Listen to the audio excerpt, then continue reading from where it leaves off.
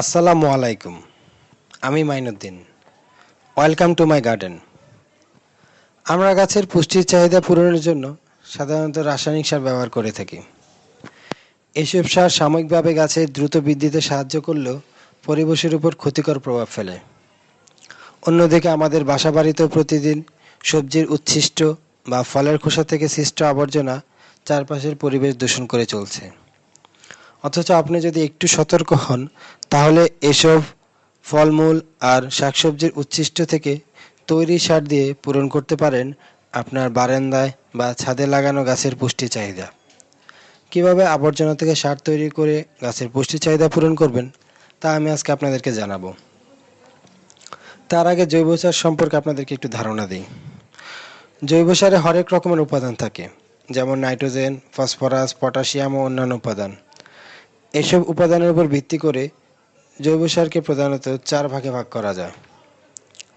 এগুলো হলো নাইট্রোজেন সমৃদ্ধ জৈব সার, ফসফরাস সমৃদ্ধ জৈব সার, পটাশ সমৃদ্ধ জৈব সার আর সাধারণ জৈব সার। কোনো কোনো জৈব সারে নাইট্রোজেনের পরিমাণ বেশি থাকে, এগুলোকে নাইট্রোজেন সমৃদ্ধ জৈব সার বলে। অনুরূপভাবে যেসব জৈব সারে ফসফরাস তুলনামূলক বেশি থাকে, সেগুলোকে ফসফরাস সমৃদ্ধ জৈব সার, এবং পটাশের মাত্রা বেশি থাকলে তাকে পটাশ সমৃদ্ধ জৈব সার বলে। আবার যেসব জৈব সারে অনেকগুলো উপাদান একত্রে থাকে, তাদেরকে সাধারণ জৈব সার বলে। এমন কিছু সার কিভাবে আপনি ঘরে সহজে তৈরি করবেন তা বলছি। প্রথমে যেটা দেখাচ্ছি তা হচ্ছে ডিমের খোসা। ডিমের খোসাতে আছে নাইট্রোজেন ও কিছুটা ফসফরিক অ্যাসিড ও ক্যালসিয়াম, কাজে এটিকে আমরা নাইট্রোজেন সমৃদ্ধ জৈব সার বলতে পারি। এটি আপনার গাছের ইউরিয়ার অভাব পূরণ করবে, ফলে গাছের ডালপালা, কাণ্ড ও পাতার বৃদ্ধি সাধন হবে।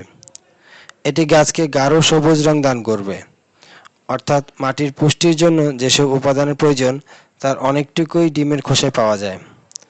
ডিমের খোসা গাছে ব্যবহারের জন্য প্রথমে তা রোদে শুকিয়ে গুঁড়ো করে নিন, তবে অবশ্যই কাঁচা ডিমের খোসা হতে হবে। তারপর তা মাটি খুঁড়ে তার মধ্যে মিশিয়ে দিন। দেখুন, আমি ডিমের খোসাগুলোকে আগে রোদে শুকিয়ে গুঁড়ো করে নিয়েছি, এখন এটা গাছে দেওয়ার জন্য উপযুক্ত।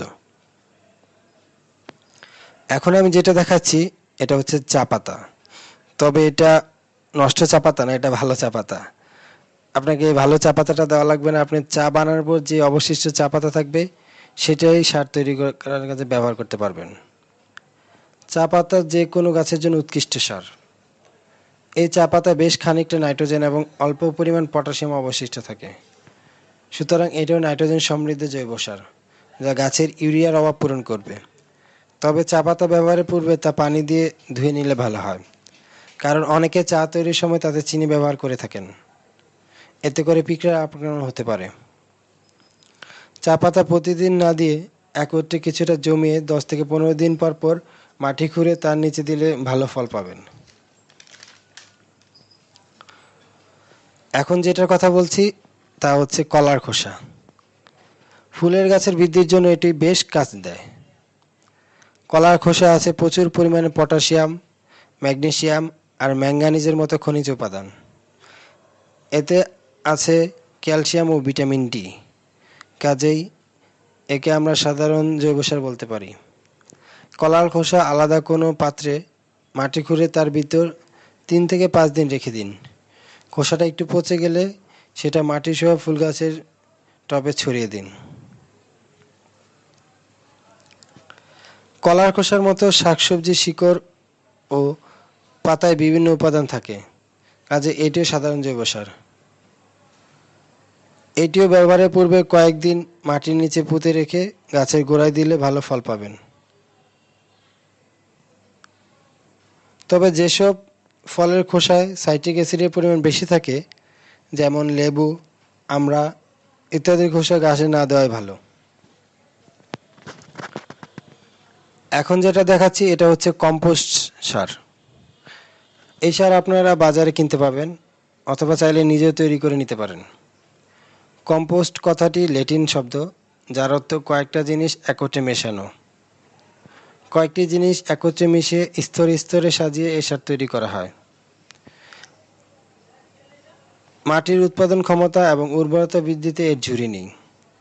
তদুপরি রাসায়নিক সারের উপর নির্ভরশীলতা কমায়। এটা আপনি যে কোনো গাছে অনায়াসে ব্যবহার করতে পারেন। এটি হচ্ছে কাঠকয়লা। কাঠকয়লাতে মূলত থাকে কার্বন, যা আপনার গাছের সহিষ্ণুতা ক্ষমতা বৃদ্ধি করে এবং গাছকে মজবুত করে। যারা বনসাই তৈরি করতে চান তাদের এটা অবশ্যই লাগবে। আপনারা কিভাবে বনসাইয়ের জন্য মাটি তৈরি করবেন সেটার জন্য আমি একটা ভিডিও তৈরি করতে চেষ্টা করব। সেখানে এই সম্পর্কে আরও ভালোভাবে জানতে পারবেন। তবে ব্যবহারের পূর্বে এটা অবশ্যই গুঁড়ো করে নিতে হবে। এখানে আরও দেখতে পাচ্ছেন ইটের গুঁড়ো। এটিও মাটির সহিষ্ণুতা বৃদ্ধি করে। এটিও বনসাইয়ের মাটিতে প্রয়োজন হয়। এতক্ষণ আমি যেসব সারের কথা বললাম, এসব বাদেও অত্যন্ত জনপ্রিয় ও বহুল প্রচলিত একটি সাধারণ জৈব সার হচ্ছে গোবর। তুলনামূলক গোবরে সারের পরিমাণ অধিক এবং গুণাগুণের দিক থেকে উৎকৃষ্ট। যে কোনো গাছ লাগানোর ক্ষেত্রে আপনি মাটির 1/3 গোবর ব্যবহার করবেন। কিভাবে আপনি গাছের মাটি তৈরি করবেন তা আমি আলাদা আরেকটি ভিডিওতে দেখানোর চেষ্টা করব। তবে একটা জিনিস হয়তোবা অনেকেই জানেন না, খামারজাত সারে মলের চেয়ে মূত্রভাগে অধিকতর খাদ্য উপাদান থাকে, বিশেষ করে নাইট্রোজেন ও পটাশিয়াম। অনেকের একটা ভুল ধারণা আছে যে গবাদি পশুর মূত্র দিলে গাছ মরে যায়, যা মোটেও ঠিক নয়। আবার অনেকে গাছে মাছের আঁশ দিয়ে থাকেন, যা গাছের জন্য ক্ষতিকর। এসব জৈব সার বাদেও আরও কিছু জৈব সার আছে, যেমন শামুক ঝিনুকের চূর্ণ ও হাড়ের গুঁড়ো। যাদের বাসায় ক্যাকটাস আছে তারা অবশ্যই গাছের গোড়ায় হাড়ের গুঁড়ো দিবেন, এতে আপনার গাছে তাড়াতাড়ি ফুল আসবে।